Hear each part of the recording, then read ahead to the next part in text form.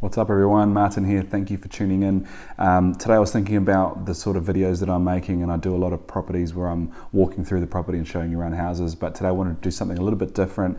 If you are in the market, if you're thinking of selling your property and working out how much to price your property, I wanted to give you some information, some helpful tips on how to do that.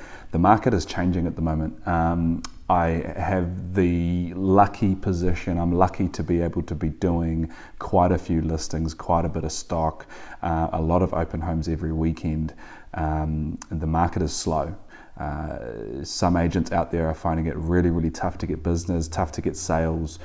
Luckily, I do have a steady flow of business just because of the Aristo model and how we operate. So at the moment sitting on about 25 listings, and on weekends I generally tend to be doing anywhere between 10 and 15 open homes per weekend, versus a lot of other agents might just be doing 1 or 2 or no open homes every weekend, right? So my point is that puts me in a unique position to be able to see what's happening in the market in terms of the buyers that are coming through, the numbers of buyers that are coming through, their feedback on the prices of the properties and what sales are happening around those areas a lot faster than agents who might not be quite as busy as me. So I wanted to give you, I just literally had this conversation with one of my clients today, and I thought it'd be really useful information to shout out to you guys. So if you're thinking about selling, just have a think about the market conditions at the moment. Things are really, really slow, and prices unfortunately don't seem to be doing that well, staying fairly steady, and in some areas and some types of properties prices are actually going down a little bit.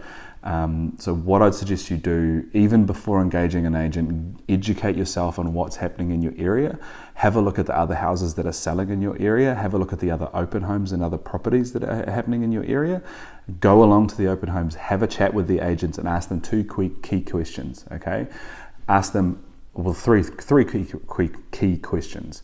Tell them that you're not thinking of buying, so that they don't muck you around and just give you some honest feedback. The first question being, what's the owner's expectation for the property? Okay, get an idea of what the owner wants for the property and then how long it's been on the market. Number 2, ask what's the buyer's feedback. What has been the market feedback of the property? When buyers come through a property, the agent asks them, what do you think it's worth? What's your feedback around what the price the house is worth? And then the third question you ask them is, say, what do you think it's worth realistically? So you want their honest feedback. What do you actually think this property's worth, right?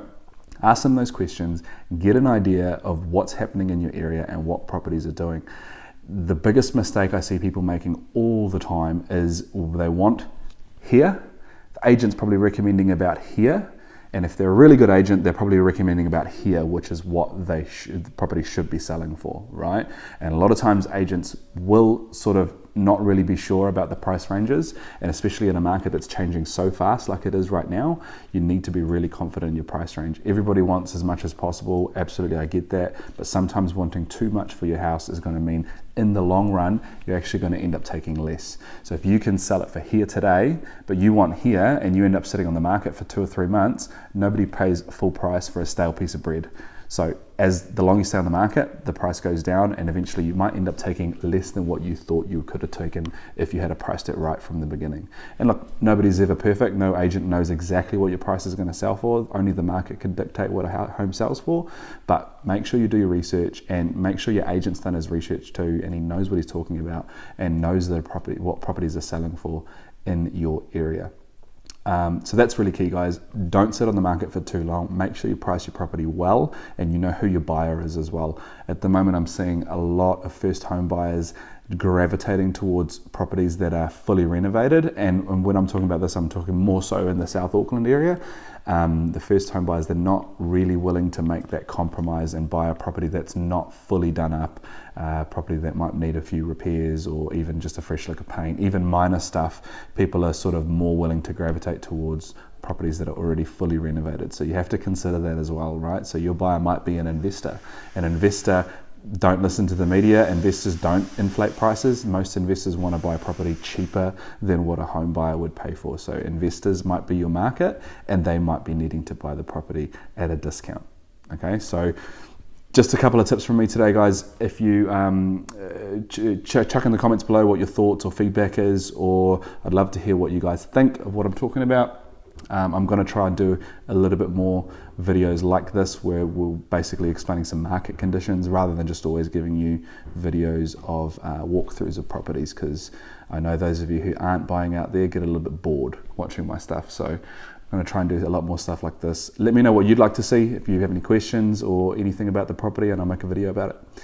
Thanks so much for watching, and I will catch you guys later.